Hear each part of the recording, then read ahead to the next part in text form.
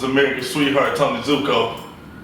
And I'm rocking with my dog, Uknowcell. You did. What up, though? It's ADUBB DA GAWD. You know I'm rocking with my dog, Uknowcell. You feel me? At Uknowcell.com.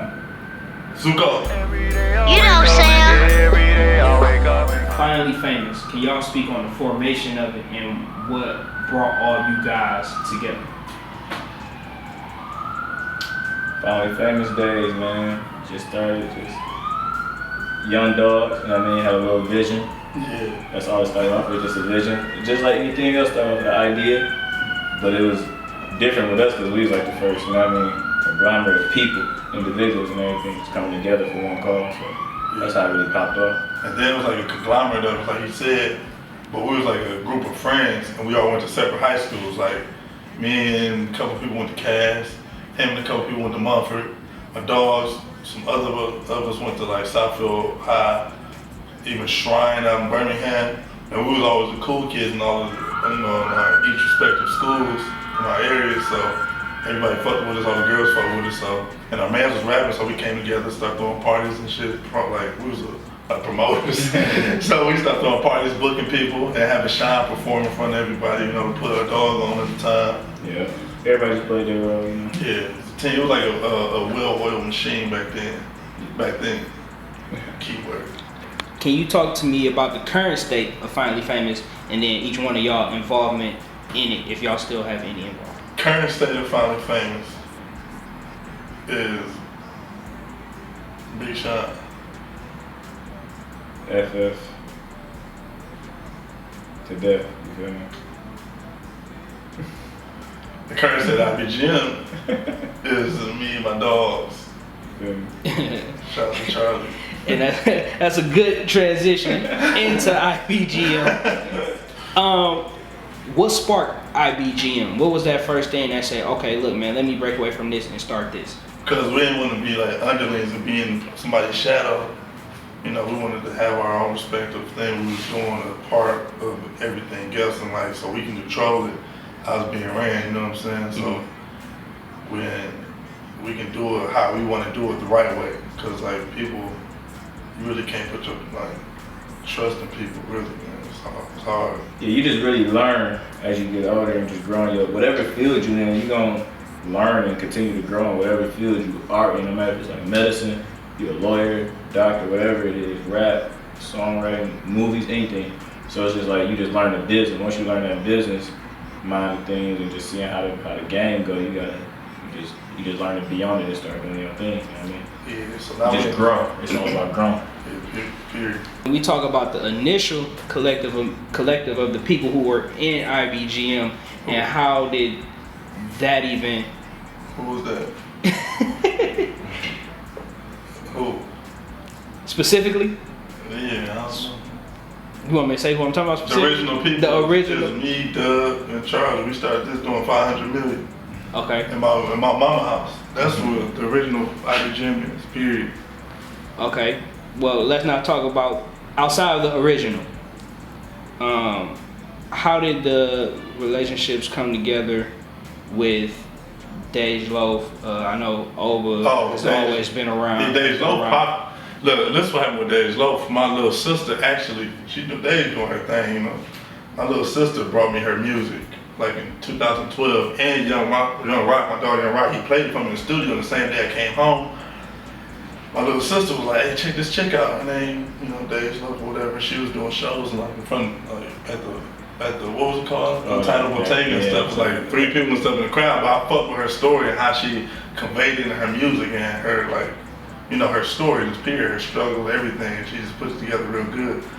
And I just, you know, I just gravitated towards her, played it for Charlie. Charlie really fucked with her heavy. He put a lot of money behind it. And I put a lot of plugs behind it, and then that's Dej Loaf, so I fucked with her.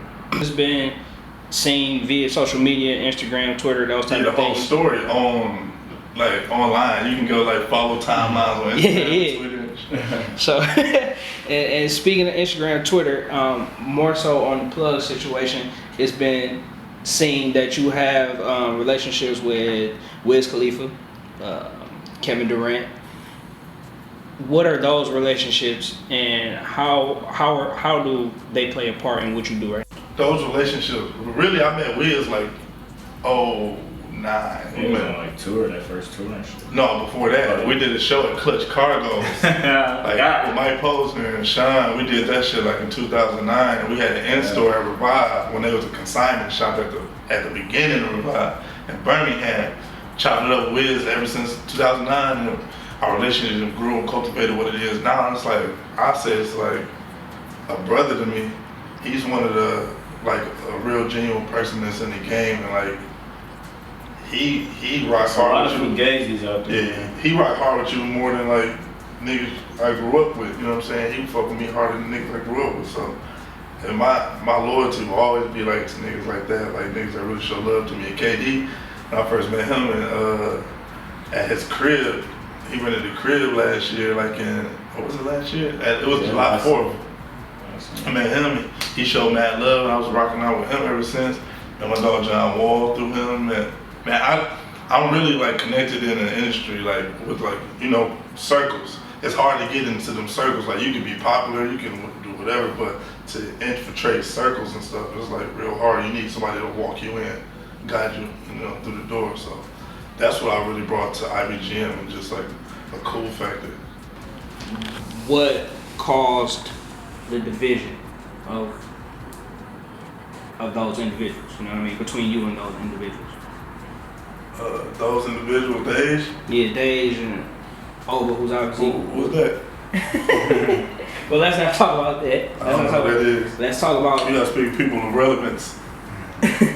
Well, let's speak of things that's more relevant. Like what's going on currently with IBGM. What was the question before that? What caused the division between Dej? Oh, it was the division really just like it sparked from I mean STEM, I should say. Sorry, STEM from like connection. Like it was people wasn't seeing eye to eye. You know, like I don't want to say the names, but I wasn't in it. I was just like casually in it, but I still got love for Dej. But it was just people wasn't seeing eye to eye with, you know, each other. So that's what happened with the Dej thing. Then, you know, people just rolled with the Dej train. You know, yeah. Like you said, it's just mainly like people just don't get along sometimes. You know what I mean? Yeah. It's just a bump. People bump heads all day, every day. But if you're really fine and shit, you work out things. Yeah. But if you like, certain people have ulterior motives, you know, so they choose to go down the yellow brick road, even though people like paved the yellow brick road. But it's all good though. Like man, like I said, I hope they should keep on, you know, keep up with, you know, keep the success going, and like I definitely, because I just support Detroit. I always show. I was just about to say that. Detroit, so. Like it's all, you know, we all from D though, so it is. Yeah, at the end of the day, I still want her to win. It's just real shit though. You just can't get along with everybody. Yeah, so I just wish her, you know, all the success in the world. Hope she keep on doing her thing. But as far as like them other people, it really don't even matter about them other people, because I still fuck with my nigga Dre Sconey though. Shout out to Dre Sconey. But that's my man. So I still fuck with him. And you know, I still got like early man. We still fuck with all of them niggas. Mm-hmm. Definitely. So musically, right now, what's going on with IBGM and where is its focus? Shit, right now we just been getting, you know, just collecting a whole lot of material, recording new stuff. I'm about to drop a project with RJ Lamont. I'm about to drop a whole lot of shit, videos and stuff. Shout out to my dog Jerry. And shout out to RJ too, that's my dog, that's my nigga. So I just been recording, I've been like on the move, man, still fucking with other stuff, like making money other ways.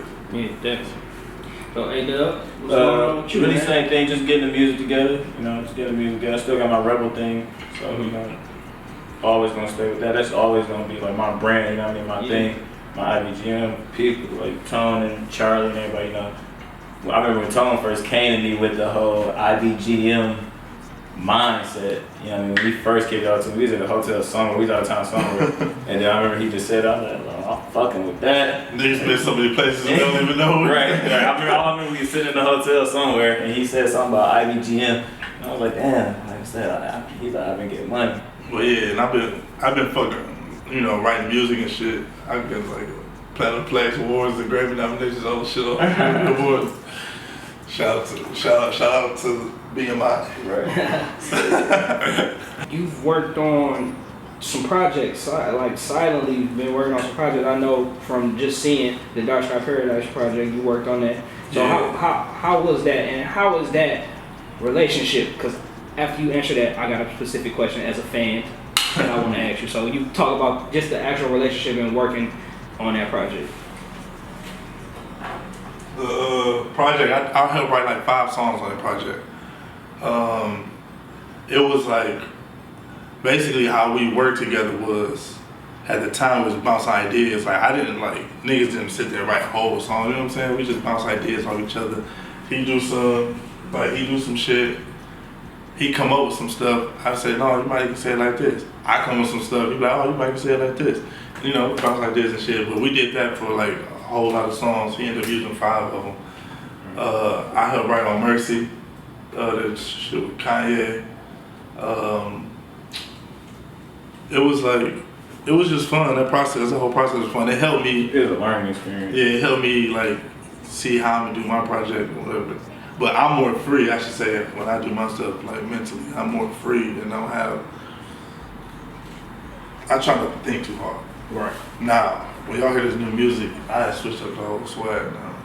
You brought up Mercy, so I want to talk about this. As a fan, you and Early Man had a song that I love personally. I believe My Turn. That's what it's called, right? Yeah. I fuck with that. In that song, you used the swerve ad-lib a hell of a lot. Yeah, period. So I wanted to know, was that something that was like borrowed, or you know what I mean? Because From who? Him or me? from him, like, Yeah, was that borrowed from you? Because I know if I said that before that. That's what I'm saying. First 2010, My Closet. I was saying it on My Closet at the end. If you listen to it again, you watch the video.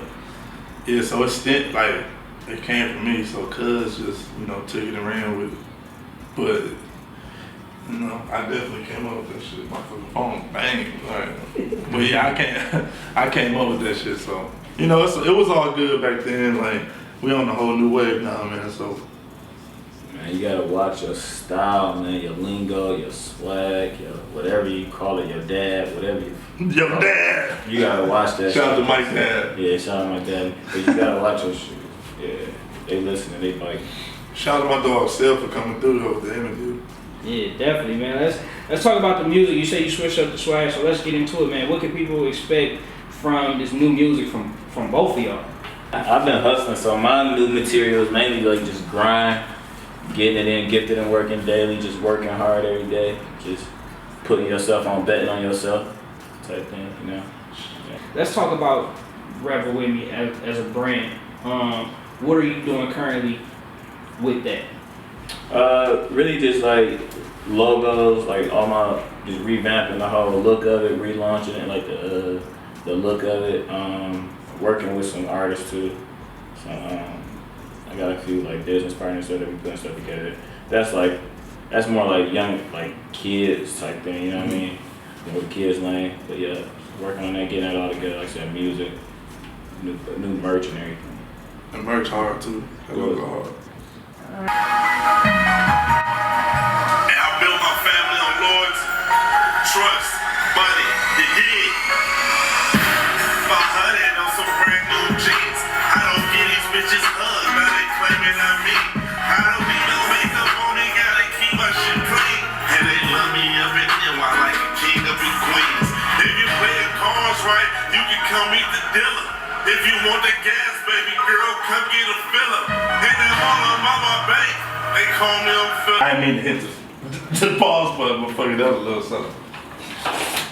No, we still making movies. So Shout out to Jerry.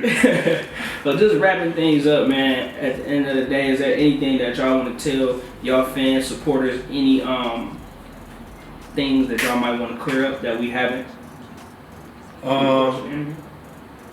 I I got new shit coming out soon, very, very soon. Stop the Hate. You know, I wanna, hopefully this project I drop with RJ can, you know, stop global warming. You know, end world hunger. You know, clean up the ozone layer a little bit. You know, so hopefully we all can bring people together as one. Be one race. It's still the same shit, yeah, you know, man. Just, man, we still doing it for the D, man. We gonna continue to keep putting on. Ain't shit changed. RP Dex. Shout out to Dexter Ave. You know, I gotta hold the hood down. It's still for life. Throw the foes up. Shout out to Ric Flair, man. You know how I got that from, baby. IBGM for life. I started that. You know, Sam. Every day I wake up, yeah, every day I wake up. I go and get my pay.